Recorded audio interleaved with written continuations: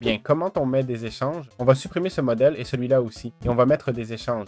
Clic droit, on s'accroupit et on va au trading. OK, si on va dans Basic, on peut voir ce qu'on veut. OK, bon alors, on va prendre des émeraudes. OK, on va prendre des diamants. OK, par exemple. Donc, on y va, on va au trading, on choisit basique, ok, une émeraude, un diamant, ok. Ici, en avancée, on peut personnaliser le max d'utilisation, 64, l'XP donné, 100, le multiplicateur, la demande, etc. Ok, donc quand je fais clic droit, voilà, ça donne des diamants et plein d'XP, car j'ai mis 100, ok. Voilà les diamants. Que se passe-t-il si je me donne plein d'émeraudes maintenant? Ok, vous voyez, j'ai atteint le max et je ne peux plus échanger car j'ai fixé le max à 64. Ok, donc l'idéal serait peut-être de mettre qu'il n'y a pas de limite d'utilisation, d'accord?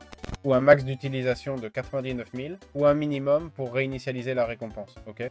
Ici, il faut éviter de trop vous motiver parce que si on met plein de récompenses, Jimmy risque de nous exploiter, vous voyez, au niveau des lags et tout ça. Pour le max d'utilisation, on peut mettre 9999.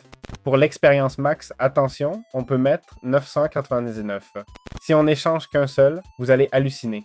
Ah non, en fait, ça marche plutôt bien. Franchement, pour une île, c'est bien optimisé. Hein? Bon, vous voyez qu'il y a un paquet d'expériences là. Ok. Comme vous voyez, on peut créer des colonnes jusqu'à 25 échanges. Le minimum pour réinitialiser, c'est le minimum d'échanges pour tout remettre à zéro. Ok. Pour que le max d'utilisation se réinitialise. Puis on a la case à cocher personnalisée. Ok. Et là, on peut mettre l'échange personnalisé et tout ça. Et voilà, c'est assez simple en fait. D'accord? Donc voilà, j'espère que ça vous a plu et faites gaffe avec l'expérience.